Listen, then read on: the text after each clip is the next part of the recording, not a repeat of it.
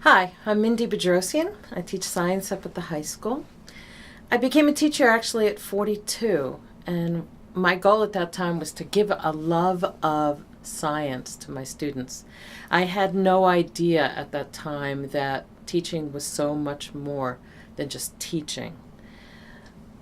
We are the people who stand in for parents, grandparents, other people who may not have the time to listen to these young people.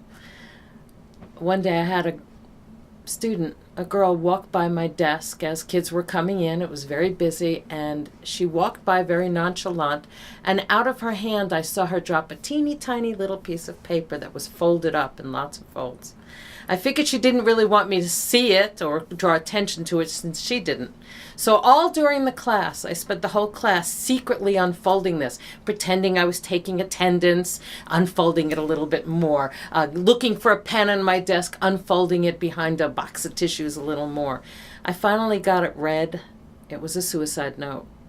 I finished reading it just as the bell rang.